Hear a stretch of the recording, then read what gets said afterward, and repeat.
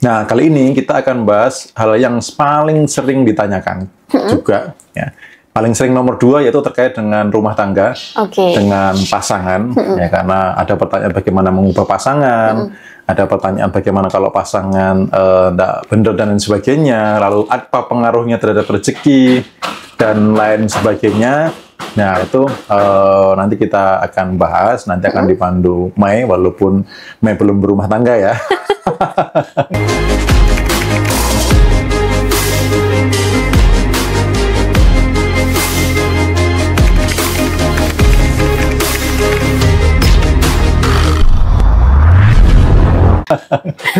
Tapi sudah ngumpulin pertanyaan-pertanyaan yang oke terkait dengan problem rumah tangga, karena pertanyaan juga kita filter ya dari komen-komen teman-teman di YT, itu banyak sekali yang nanya, akhirnya kita filter. Nah, kita sediakan jawabannya supaya teman-teman kalau ada yang nanya tinggal nonton rekamannya aja gitu. Oke, begitu ya teman-teman. Jadi teman-teman di sini bagi yang mau menanyakan seputar pertanyaan yang masih berbau-bau rumah tangga atau pasangan nih, bisa langsung drop di kolom komentar nih. Siapa tahu ada yang pasangannya on off, hubungannya banyak-banyak on off Mas, ya kan? Terus juga ada yang selingkuh juga. Oke. Nah, mungkin bisa kita mulai sedikit-sedikit ya Mas Bimo ya? Boleh, pertanyaan pertama dulu boleh. Oke, sama pasangan harus sefrekuensi kah? Nah, nanti kita, ini ya teman-teman, siapin aja pertanyaan. Saya akan ngobrol sama Mai dulu. Nanti pertanyaan yang belum ditanyakan oleh Mai boleh teman-teman tanyakan di kolom komentar gitu. Dan sebelum lanjut saya pengen tahu nih teman-teman, oke nggak kalau kita bahas terkait dengan wadah rezeki rumah tangga? Artinya apa? Bagaimana kondisi rumah tangga pengaruhnya terhadap rezeki, ya. Nah, teman-teman oke nggak? Kalau oke, saya minta dibantu komennya. Oke, siap, supaya saya dan Mel lebih semangat lagi untuk bahas tentang ini. Nah, supaya teman-teman ketika nanti memang rezekinya juga sudah oke, jangan sampai rezekinya jatuh karena ada masalah di rumah tangga gitu kan. Nah, gitu. Atau yang belum rumah tangga sudah punya database untuk aku tahu nih bagaimana ketika nanti berumah tangga gitu. Gimana, oke nggak nih teman-teman? Komen dulu ya. Kalau banyak yang oke, kita lanjutkan. Oke teman-teman, jadi topik yang akan kita bahas hari ini, May spill sedikit, ada nanti selingkuh, terus juga perasaan terabaikan, peran yang tidak seimbang dalam rumah tangga, kemudian ada pertengkaran berulang karena pola yang sama mungkin, terus juga nanti ada yang satu ingin tumbuh, yang satunya kok diem aja nih, stuck gitu. Nanti kita akan bahas satu-satu. Oke, ini topik pertama ini sedikit berat. Kita yang berat dulu Mas Mo, yaitu selingkuh. Karena mungkin mayoritas di Indonesia ini kasus permasalahannya adalah perselingkuhan mungkin ya paling banyak. Entah itu orang kaya, entah itu menengah ke bawah, atau mungkin kadang yang mukanya pas-pasan, nggak ada duit, itu juga aduh sedih ya diselingkuhin sama orang yang begitu gitu. Nah, pembahasan pertama adalah selingkuh Mas Bimo. Selingkuh itu apakah bisa mempengaruhi keberlimpahan dalam rumah tangga, Mas Bimo? Oke, kalau pertanyaannya apakah berpengaruh? Iya, berpengaruh. Tetapi saya lebih mau bahas dulu kenapa orang berselingkuh. Gitu. Kalau pengaruhnya itu pasti ada. Apalagi di zaman sekarang, selingkuh butuh biaya nggak sih? Butuh dong. Nah, artinya kan biaya yang harusnya untuk mungkin tambahan modal bisnis, untuk rumah tangga sendiri gitu ya. Bisa jadi tergeser kan, jadi tergeser gitu. Belum lagi kalau yang iPhone misalnya gitu iya kan. dong. Lain sebagainya itu kan otomatis berdampak, pasti berdampak gitu ke sebuah kerezekian. Nah, kalau dari sisi tataran energi pengaruhnya apa sih gitu? Yang pertama, kalau sudah berselingkuh ada rasa bersalah kan. Nah, rasa bersalah ini kan energi kekurangan. Perasaan di level bawah ini kan energi kekurangan. Nah, itu juga bisa mempengaruhi rezeki gitu. Belum nanti kalau takut ketahuan, cemas, khawatir. Nah, rasa-rasa ini kan frekuensi atau energinya bergerak di tataran kekurangan. Gitu. Nah, itu bisa membuat kerezekian terpengaruh gitu, terdampak. Itu. Oke, begitu ya. Nah, kenapa Mas Bimo? Padahal kita tuh sudah punya pasangan baik, bahkan perfect nih, bisa dikatakan perfect dalam mata orang lain ya kalau melihat ya. Kadang kan rumput tetangga lebih segar gitu. Orang lain melihatnya pasangan kita tuh perfect gitu. Tapi kenapa kadang kita tuh malah memilih atau kepincut untuk selingkuh, Mas? Oke, menarik. Rumput tetangga lebih hijau, kita harus tahu penyebabnya ya. Kenapa rumput tetangga lebih hijau? Karena rumput sendiri nggak dirawat. Jadi kurang modal gitu ya, kurang perawatan gitu ya. Iya, gitu. Makanya kalau rumput tetangga lebih hijau, ya rumput Anda dirawat supaya lebih hijau daripada rumput tetangga gitu. Nah, kenapa sih masih mengalami seperti itu? Karena beberapa yang private ke saya juga permasalahan seperti ini juga banyak ya, banyak yang ngalami juga lumayan gitu ya. Dan mereka juga terhubung dengan rezeki gitu loh. Dengan baik yang selingkuh, yang aslinya punya selingkuhan, baik yang jadi selingkuhan juga ada itu loh yang ketemu. Saya pacarnya dia punya istri, saya belum ada status resmi. Ada juga yang kemarin belum lama itu saya nikah siri tapi nggak disetujui sama orang tua dan lain sebagainya gitu ya. Nah, penyebabnya itu di video saya yang terkait dengan menyentuh luka dengan cinta, sebenarnya sudah ada sedikit saya spill di situ bahwa ketika luka tidak disembuhkan, tidak disentuh dengan cinta, dia akan mencari pelarian di luar. Oh gitu. Ya, jadi misal contoh nih, belum rumah tangga dulu deh, anak dulu deh. Anak kurang perhatian, dia akan mencari perhatian di luar. Misalkan di sekolahnya jadi agak nakal mungkin, atau tampil ngepang atau apa, demi diperhatikan. Atau anak kurang pujian misalkan, di rumah seringnya disalah-salahkan, kurang pujian, ya dia ada luka kan, nggak disentuh dengan cinta, dia akan cari di luar. Misal kebut-kebutan naik motor sama temen-temennya, kenapa dilakukan? Demi dapat apa? Acungan jempol, pujian, wih kamu keren, kamu pemberani gitu. Nah, luka yang tidak disentuh dengan cinta, luka yang tidak segera disembuhkan, ini menjadi pemicu awal orang akhirnya apa? Mencari di luar. Oke. Gitu. Nah, pemicu di awal ini, maka ketika di rumah tangga ada luka, ini harus segera diberesin, saling memaafkan, kemudian saling menyembuhkan, itu harus segera. Karena kalau enggak, ya biasanya kan gitu, di rumah cerita nggak pernah didengerin, ya kan, sibuk main handphone dan lain sebagainya. Di luar rumah, pas cerita kok ada yang lebih ngerti, ya kan, lebih menyejukkan, lebih menenangkan gitu ya. Akhirnya itulah pemicu-pemicu awalnya. Awalnya nggak niat gitu loh, tapi ada timbul rasa kenyamanan. Karena ada luka yang tidak segera disembuhkan, tidak disentuh dengan cinta, di luar ketemu penyembuh gitu loh. Nah, ini pemicu-pemicunya salah satunya. Jadi tidak lagi melihat mungkin sekedar face-nya cakep atau enggak, kaya atau enggak, tapi beberapa itu yang saya temui yang datang ke saya itu lebih kepada karena ada kenyamanan. Oke. Gitu, ada kenyamanan yang tidak didapatkan di rumah, ada luka yang tidak disentuh dengan cinta, akhirnya dicari pelariannya di luar. Gitu. Kebetulan di luar tuh ada yang ngasih dan ada yang bisa, gitu. Kayak gitu. Oke, jadi nggak setiap perselingkuhan itu lahir dari kekurangan pasangan ya, Mas ya? Tidak selalu, dari diri juga. Kadang ada luka juga di masa lalu juga bisa. Ya, misalkan luka dari hubungan tidak baik dengan ayah, gitu ya. Itu juga ada pengaruhnya. Kekurangan figur dari ayah itu dampaknya seperti apa, itu juga banyak pengaruhnya. Termasuk contoh nih, apa namanya, DNA ini kan menurun ya. Tapi ekspresi DNA itu bisa dirubah. Oke. Nah, kadang misalkan simbah-simbahnya kawin cerai atau ada perselingkuhan itu biasanya juga akan mudah nurun. Atau dari kecil melihat kayak gitu sehingga rumah tangga itu kayak itu biasa gitu loh. Orang bapak ibu juga begitu kok gitu. Ada luka di masa kecil yang membuat dia akhirnya ya rumah tangga begini, bapak ibu dulu juga begini gitu loh. Nah, itu juga banyak pemicu sih sebenarnya.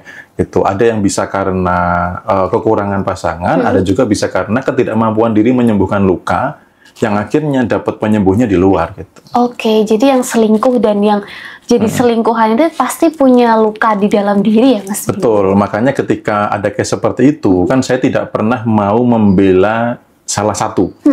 Contoh nih, biasanya kan yang datang salah satu, jarang case perselingkuhan tuh datang berdua tuh jarang. Masih salah satu, entah pihak suami, entah pihak istri. Contoh pihak istri yang datang ke saya akan tanya gitu loh, kenapa Anda layak diselingkuhi gitu. Saya pasti akan tanya itu. Oke. Gitu, karena kalau seseorang sudah bahagia, pertanyaannya kenapa selingkuh? Kalau sudah bahagia, kenapa tega menyakiti kan gitu? Berarti kalau dia berselingkuh, dia tega nyakitin, pasti karena tidak bahagia. Tapi kalau yang ketemu nih pihak suami juga sama, kenapa kamu layak diselingkuh oleh istrimu gitu loh? Itu karena kalau ini nggak diberesin, case berikutnya adalah mereka sudah pisah contohnya, sudah pisah, lalu berumah tangga lagi. Hasilnya nggak akan jauh beda gitu loh. Karena apa? Dari tataran energi, dia energinya masih bergerak di tataran yang sama. Ingat, everything is energy, segala sesuatu terbentuk dari energi, maka ketika energinya di level-level kekurangan, dia akan membentuk peristiwa yang nggak akan jauh beda lagi. Kayak tadi ada nanti topik yang kita bahas adalah pengulangan looping. Kenapa kok berulang terus? Kenapa disakiti terus menerus? Karena energi pemicunya masih ada dan bergerak di frekuensi yang masih sama, sehingga menciptakan realita yang kurang lebih sama juga gitu. Oke, jadi misalnya ada satu orang yang pernah selingkuh, kalau dia belum mengobati dirinya, berarti itu akan berulang selingkuh lagi ya Mas ya? Betul, karena energinya masih bergerak di frekuensi yang sama. Ada luka yang belum disembuhkan. Nah, makanya kalau teman-teman ada luka, jangan diabaikan. Apalagi dicuekin, gitu. Karena ada yang mungkin sahabat atau teman gitu ngomong, udahlah cuekin aja, gitu loh. Cuekin itu bukan menghilangkan luka. Ya, tapi dia hanya menyimpan di bagasi space yang sebelah samping, misal gitu. Nggak kelihatan, lukanya taruh sini. Tapi gitu ketumbuk-ketumbuk, dia suatu saat itu akan meledak, gitu loh. Akan memicu lagi. Jadi dicuekin itu nggak hilang. Maka harus disembuhkan gitu. Oke, nah itu untuk yang perselingkuhan. Nah kalau misalnya trauma karena diselingkuhi, apakah itu juga nanti akan mempengaruhi kelimpahan Mas di hidup, mungkin istri yang diselingkuhi atau mungkin suami yang diselingkuhi, begitu Mas? Ya, korban diselingkuhi juga pengaruhnya sama, gitu ya. Makanya ketika korban diselingkuhi ini pertanyaannya kenapa saya diselingkuhi dulu? Karena kadang case perselingkuhan ini ketika terjadi selalu menyalahkan pihak lain. Oh iya. Ya, misalkan sebagai korban pasti nyalahin pasangan. Atau yang melakukan, loh aku begini karena pasanganku begini gitu loh. Yang melakukan lo nggak mau salah gitu loh. Ini salahnya pasangan saya. Nah sebagai korban, maka ini harus evaluasi supaya nerima gitu, nerima bahwa ya saya layak karena misalkan nih saya jarang ngajak ngobrol, saya kurang menyejukkan, menenangkan, saya kurang apa namanya. Contoh kemarin juga ada salah satu ibu sampai detail banget ya karena case-nya lumayan gitu. Untungnya dia didampingi ibunya. Jadi saya ngobrolnya agak sedikit vulgar, nggak masalah. Kalau berdua tuh saya nggak berani gitu. Walaupun itu di resto ya, tapi karena dia ditemani ibunya sudah sampai obrolan. Saya tanya gini, pernah nggak minta duluan sama suami gitu? Minta nganu gitu. Nggak usah detailin nganunya apa ya gitu. Nah, dia ternyata nggak pernah gitu loh. Nggak pernah minta nganu. Nah, dari sisi pria, nggak pernah diminta. Bisa jadi merasa, apa aku nggak menarik, apa istriku nggak menghargai aku, apa aku nggak bisa membahagiakan pasangan dengan cara itu, sehingga dia kayaknya nggak pernah minta, nggak pernah pengen, nggak pernah mau gitu ya, selalu si pasangan yang minta itu loh. Nah, padahal ketika istri yang minta, bisa jadi suami itu merasa dihargai, merasa dianggap, merasa dan sebagainya. Jadi, dari titik korban pun harus evaluasi. Gitu, yang pertama. Yang kedua, lukanya harus segera disembuhkan. Energinya jangan bergerak di frekuensi yang sama. Karena kalau enggak, ini mendatangkan peristiwa berikutnya. Gitu loh, makin nyalahin pasangan, makin nggak nerima keadaan, makin nggak nerima diri, ini makin mendatangkan peristiwa berikutnya. Bahkan yang terjadi ketika sudah pisah pun menjadi korban berikutnya lagi gitu. Walaupun kadang merasa sudah lebih baik, sudah lebih oke, sudah lebih ini, tapi ternyata terjadi pengulangan. Gitu, karena energi yang mempengaruhi ini frekuensinya masih sama, vibrasinya masih bergerak yang sama. Jadi kalau buat teman-teman yang sebagai korban, nah segera nih benah-benah diri, bereskan luka. Kalau luka itu misalkan pemicunya sebenarnya bukan dari pasangan, sebelum ada perselingkuhan tuh ada luka mungkin dengan ayah dan lain sebagainya, itu dulu yang diberesin. Jadi kemarin yang ketemu saya itu tarik mundur, dia ada luka dengan ayah gitu. Nah ternyata ayah pisah dengan ibu ketika dia usia 3 tahun. Dia masih sangat dendam terhadap ayahnya. Sampai titik ngobrol dengan saya pun masih dendam. Padahal dia sudah punya anak 3 kalau nggak salah. Gitu. Nah akhirnya perasaan dendam ini kepada ayah ini kan kebawa nih. Energinya masih mancar nih. Dia akan mencipta peristiwa-peristiwa kekurangan. Artinya kekurangan bahagia dalam rumah tangga gitu. Karena energinya di situ. Nah, sampai dia tuh sudah nggak mau untuk baikan sama suami. Soalnya maunya pisah. Dan di awal saya tanya, nggak ngaku kalau kamu juga sudah ada pihak lain kan? Enggak, saya enggak ini gitu. Nanti dulu, tunggu pengakuan. Gitu ya. Akhirnya di awal agak alot untuk membereskan dengan bapak. Gitu. Dan selalu alasannya lah aku kalau mau ke tempat bapak suamiku tidak mau nemenin gitu loh. Jadi selalu ada alasan apapun supaya tidak ke tempat bapak untuk bereskan luka di masa kecil. Gitu. Akhirnya saya bilang gini, kalau kamu luka dengan bapak ini belum sembuh, energimu masih di situ, entah kamu dengan pasangan sekarang atau dengan yang akan datang, itu apa namanya, akan terjadi pengulangan pola, masih akan sama gitu loh, karena energimu masih sama gitu. Dan awalnya dengan pasangan sudah nggak mau, aku nggak mau memperbaiki gitu loh, udah nyerah lah, pokoknya pengennya pisah gitu. Sampai di akhir cerita udah nggak sabar pengen pulang ketemu suaminya. Karena ada beberapa hal yang saya bongkar gitu, bagaimana cara membuat suami tidak akan mengatakan tidak gitu, pasti mengatakan iya dan lain sebagainya, itu sampai ke sana. Jadi yang jadi korban tetap harus benahi diri. Kita tidak bisa hanya ini salah pasangan saya, kalau pasangan saya tidak berubah, saya tidak akan berubah, itu tidak bisa, tidak akan terjadi perubahan, hanya akan terjadi masalah yang sama lagi. Itu. Oke, jadi dua orang ini harus sama-sama saling merubah energinya ya, Mas. Betul. Oke, begitu. Teman-teman, untuk bab selingkuh ini ada yang mau ditanyakan tidak? Jadi, apakah misalnya saya sebagai istri dari seorang laki-laki, ketika saya mungkin kekurangan figur ayah atau fatherless ya kita bilangnya, karena saya baca-baca kemarin itu di Indonesia ini adalah negara tertinggi, karena figur ayahnya ini nggak ada untuk para perempuan gitu. Apakah itu nanti juga mempengaruhi saya untuk kalau melihat pasangan saya kurang, kemudian saya akan berpaling gitu, Mas Bimo, karena ketidakhadiran mungkin sosok ayah, figur ayah gitu. Ya, jadi kekurangan figur ayah ini sebenarnya hanya perlu dirilis dalam hal pemaafan, karena kekurangan itu kan menjadi luka ya. Entah benci, entah dendam, dan lain-lain, itu yang diberesin. Gitu. Karena misalkan nih kekurangan figur ayah, tapi ayahnya udah tidak ada gitu loh. Nah, sebenarnya bisa digantikan nanti dengan pasangan. Gitu. Pasangan bisa menjadi seperti figur ayah juga. Tapi, nah ada tapinya. Efek kekurangan fatherless tadi, lukanya itu, kecewanya itu, bencinya itu dirilis dulu, dilepasin dulu gitu loh. Nah, setelah itu kekurangan ini bisa didapat dari pasangan. Gitu loh, tetap aman gitu loh, enggak apa-apa gitu. Nah, buat teman-teman yang saat ini menjadi seorang ayah, itu hal yang berharga untuk dekat dengan anak ya. Ada sesekali perlu loh, tanpa gadget gitu ya, di depan anak, mainan bareng, mobil-mobilan, udahlah ini datang ke pom bensin dulu, bensinnya habis, misalkan cowok ya, cewek misalkan mainan apa gitu, gambar apa, ikutlah bermain dengan dia. Atau mungkin rekreasi bareng, berenang dan sebagainya, itu perlu gitu, karena itu investasi terbaik untuk kehidupan anak berikutnya. Yang kemarin juga ngotot nggak mau berubah itu, saya tanya, kalau peristiwa ini nurun ke anakmu, tega nggak itu? Karena dia dengan pasangan sudah tega, kebenciannya sudah akut kan gitu. Saya nanya, kalau ini nurun terjadi ke anakmu, tega nggak? Karena anakmu sudah biasa melihat, oh berumah tangga tuh begitu, gitu loh. Oh kalau ada masalah itu ya perceraian, pisah. Mau nggak anak nanti begitu? Jangan sampai, Mas. Baru setelah saya sentuh di anak, ini kelemahannya di situ. Akhirnya dia mau untuk merilis luka dengan ayah, lalu membenahi dengan pasangan. Ya, siapa tahu.